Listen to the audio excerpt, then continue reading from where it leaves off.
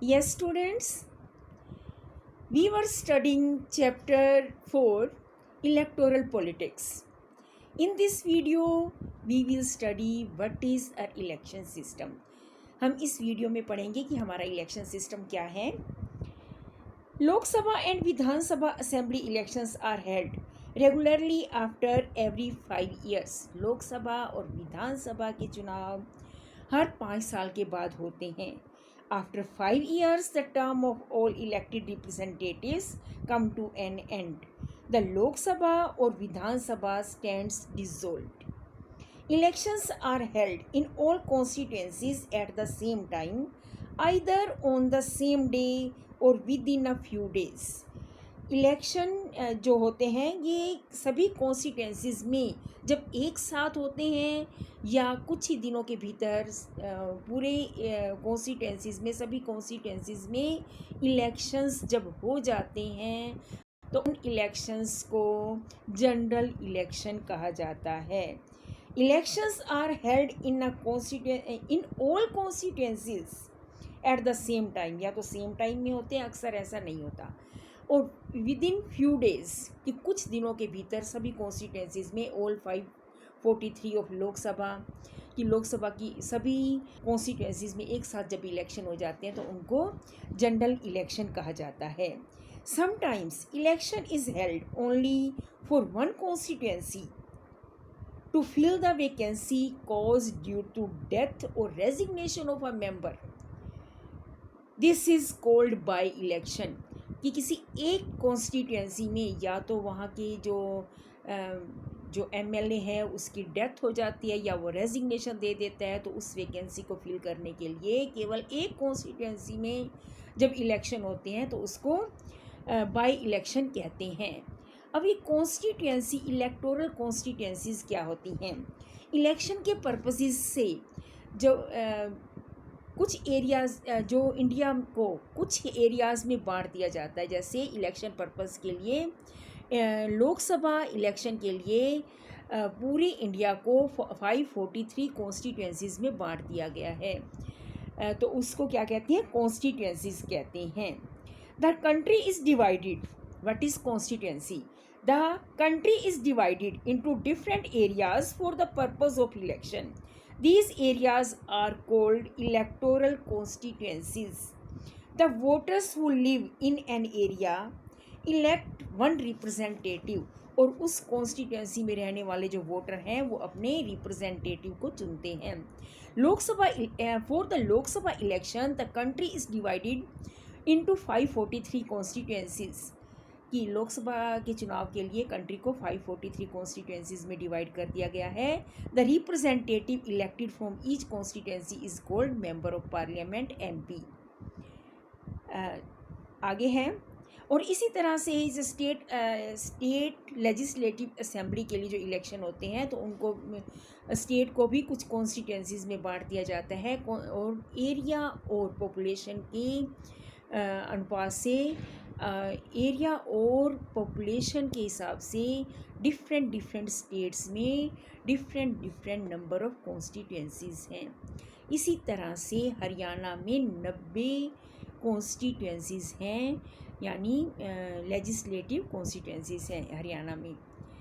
तो आगे हम स्टडी करेंगे कि अब कॉन्स्टिट्यूंसीज़ में बांट दिया गया है एरिया. उसके बाद क्या होता है कि कुछ रिज़र्व्ड कॉन्स्टिट्यूंसीज़ होती हैं. कुछ जो है कॉन्स्टिट्यूंसीज़ वो रिज़र्व कर दी गई हैं. क्यों कर दी गई हैं? Let us study. Our constitution entitled every citizen to elect his representative और to be elected as representative. हमारे कॉन्स्टिट्यूशन में प्रत्येक नागरिक को अपने रिप्रेजेंटेटिव को चुनने और रिप्रेजेंटेटिव चुने जाने का अधिकार है. यानी हमें इलेक्शन में कॉन्टेस्ट करने का भी राइट है और एज़ वेल एज़ हमें वोट डालने का भी राइट है. लेकिन इसके लिए सिर्फ एज का डिफरेंस है. जो इलेक्शन में वोट डालने के लिए हमारी एज है वो 18 ईयर्स होनी चाहिए, 18 ईयर्स अब होनी चाहिए, और लोकसभा के इलेक्शन में पार्टिसिपेट करने के लिए जो एज है वो 25 ईयर्स होनी चाहिए. ठीक है. अब क्या है कि जो कुछ कॉन्स्टिट्यूंसीज, हमारे जो कॉन्स्टिट्यूशन मेकर्स थे उन्होंने कुछ कॉन्स्टिट्यूंसीज को रिजर्व कॉन्स्टिट्यूंसी बना दिया। वो क्यों बनाया, लेट अस स्टडी।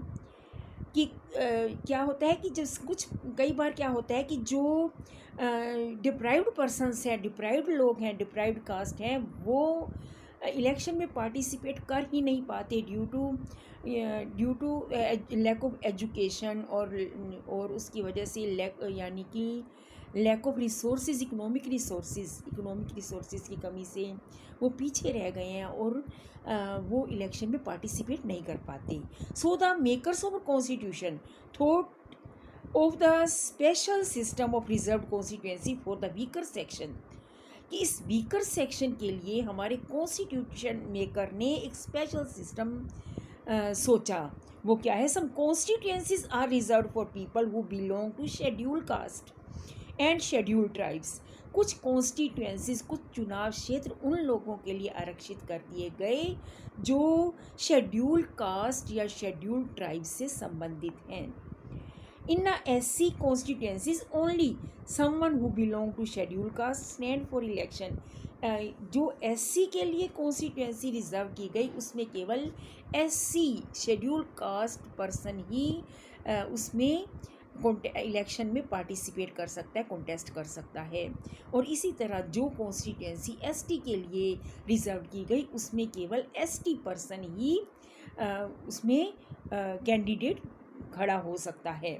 तो इस तरह से Lok Sabha in our country currently in the Lok Sabha 84 seats are reserve for SCs and 47 seats are reserve for STs। The system of reservation was extended later to other weaker section at the district and local level। District और local level पर भी जो है ये weaker section के लिए reservation का जो है ये प्रावधान किया गया।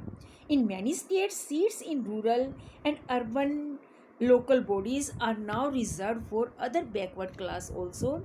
और जो लोकल बॉडीज़ के लिए इलेक्शन है, पंचायत या म्यूनसिपैलिटी के लिए इलेक्शन के लिए OBC के लिए भी सीटें रिजर्व की गई हैं। And 1/3 of the seats are also reserved in rural and urban local bodies for women। और वुमेन के लिए भी पंचायत और म्यूनिसिपैलिटी में 1/3 सीटें रिजर्व की गई हैं।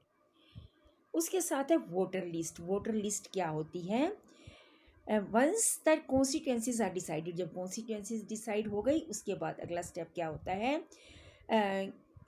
इन a democracy the list of those who are eligible to vote is prepared much before the election and given to everyone। Democratic election में इलेक्शन से काफ़ी समय पहले एक लिस्ट तैयार की जाती है और उन लोगों को दे दी जाती है, उन लोगों की लिस्ट तैयार की जाती है who are eligible to vote। This list is called, this list is officially called electoral roll और commonly known as voter list। इस लिस्ट को वोटर लिस्ट कहा जाता है। कौन लोग वोट डाल सकते हैं, let us study. In our country all the citizen aged 18 and above who can vote in our country all the citizen aged 18 and above can vote in an election. हमारे देश में जो हर पर्सन, हर नागरिक जो 18 साल से अधिक आयु का है वोट डाल सकता है। And every citizen has the right to vote regardless of his caste, gender और रिलीजन। बिना किसी धर्म जाति के भेदभाव के हर पर्सन इसमें वोट डाल सकता है जो 18 ईयर से अब हो। तो बाकी हम नेक्स्ट वीडियो में स्टडी करेंगे।